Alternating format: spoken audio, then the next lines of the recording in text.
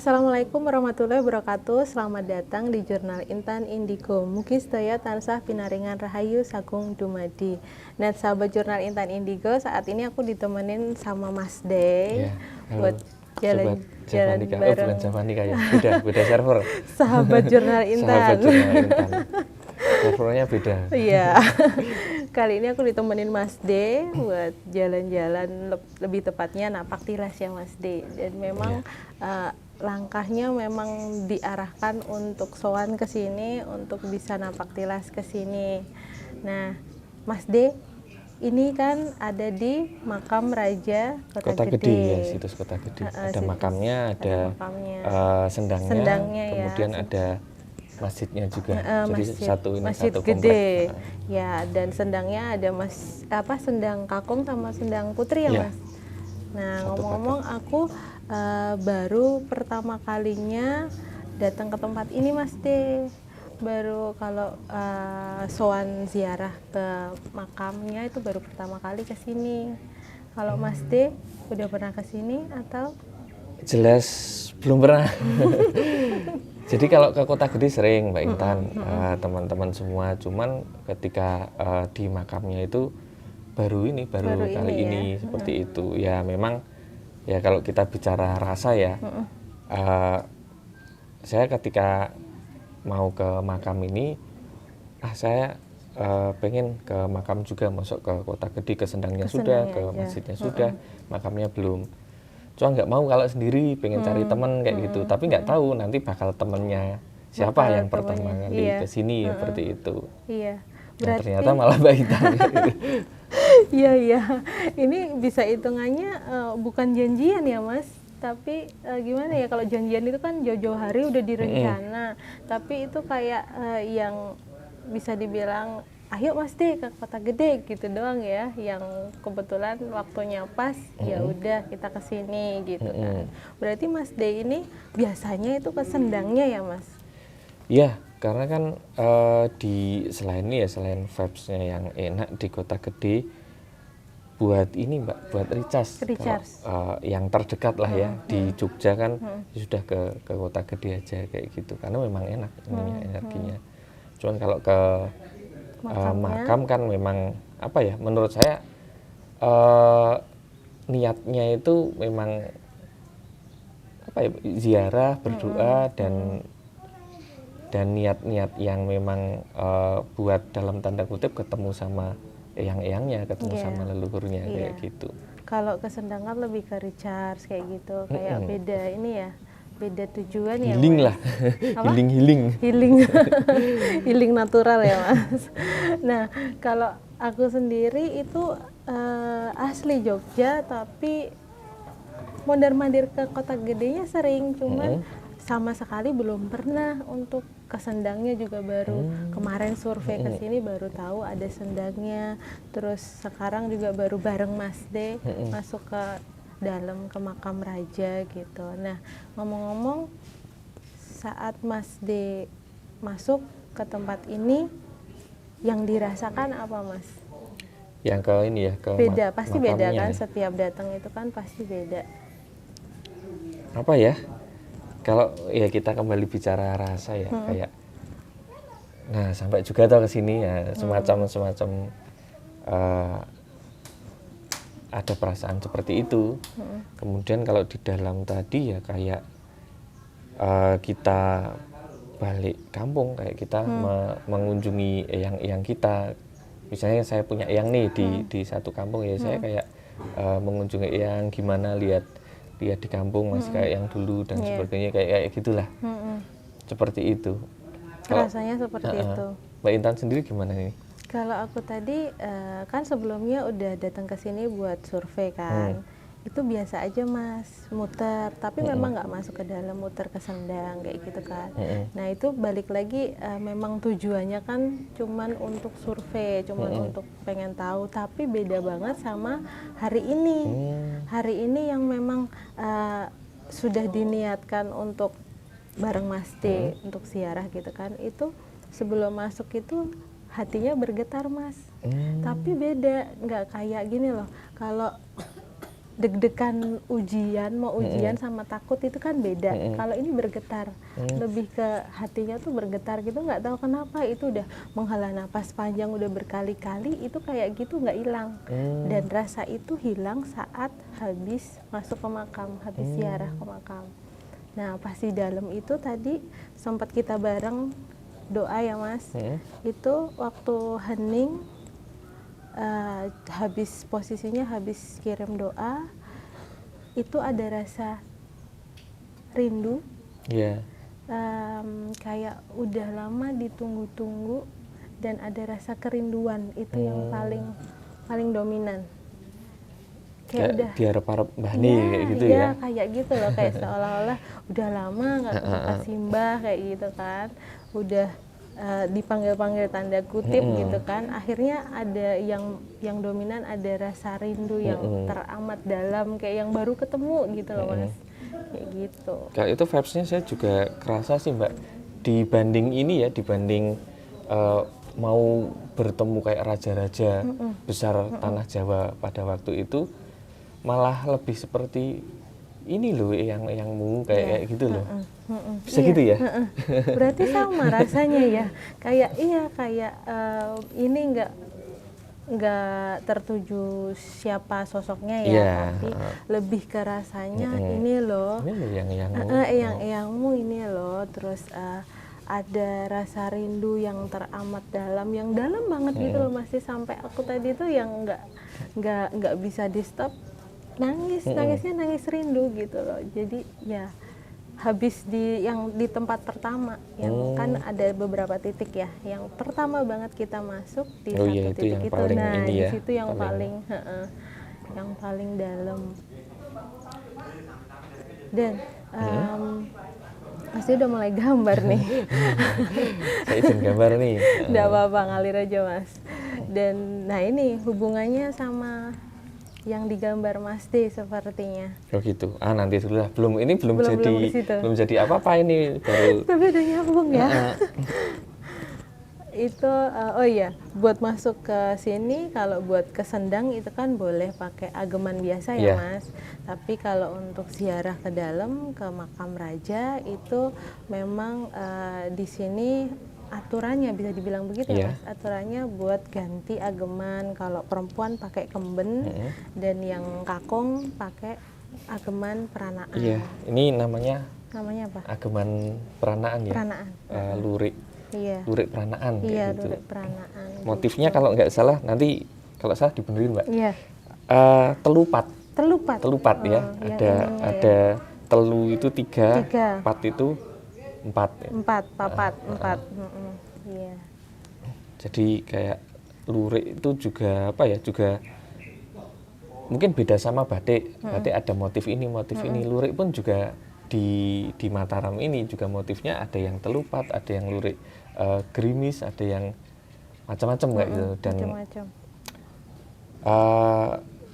kalau untuk apa ya? Untuk upacara semacam ini biasanya yang digunakan yang ini kalau saya pernah dulu sowan ke keraton ke dalam juga pakainya ini. Jadi semua abdi dalam itu pakainya yang sama. Seperti ini. Tapi gitu. Mungkin yang membedakan di kainnya Mas. Kalau di keraton ya, di kain yang di bawah itu seperti kalau sowan di keraton itu ada wirunya, ada lipatannya gitu. Kalau ini kan cuma dibalutin gitu. Beda ini ya, ada kayak kode etik. Sama kadang dikasih ini Mbak, sampur apa? Kayak kalung dari apa ya itu namanya? Sampur atau yang dikalungin gini ya? Dikalungin kayak gitu. Atau warna ini ya kalau nggak salah. Kuning atau oranye kayak kuning gitu. orange ya. Ya setiap tempat biasanya punya ini ya, kebiasaannya, tata caranya.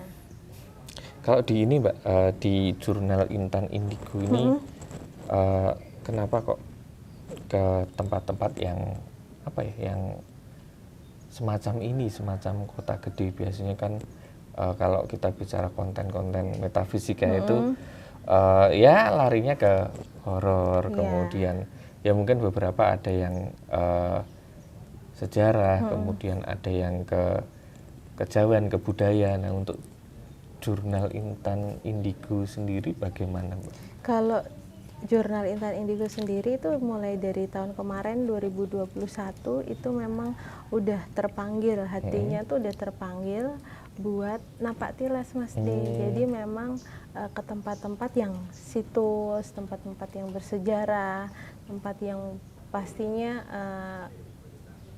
kayak punya cerita gitu loh, punya historinya, dan memang seperti direstui semesta, langkahnya terarah, langkahnya seperti dituntun, entah itu lewat perjalanan spiritual, astral projection, macam-macam lah Mas, dengan berbagai cara itu selalu dikasih clue gitu. Kalau langkahnya itu habis ini ke sini, habis ini ke sini gitu. Kalau di makam Raja Kota Gede ini sebenarnya itu dapat panggilannya itu udah beberapa bulan yang lalu mesti lewat perjalanan spiritual gitu. Jadi ada, ini aku cerita sedikit ya, itu posisinya tiba-tiba aku udah pakai ageman kemben, dan itu aku posisinya usianya masih kecil, masih ya sekitaran SD lah, SD kelas 6. Aku rasa-rasanya gitu. SD kelas 6 mau dari anak-anak beranjak remaja. Dan itu aku di sebelah kanan ada yang gandeng Mas. Itu aku tidak kenal beliaunya siapa, yang pasti kakung. Seperti dibilang simbah juga sebenarnya belum sepuh-sepuh banget Mas. Ada sosok kakung yang hanya terlihat dari belakang, yang jelas itu gandeng tangan kananku gitu loh, kayak aku dituntun. Terus saat itu yang terbersit masih logika.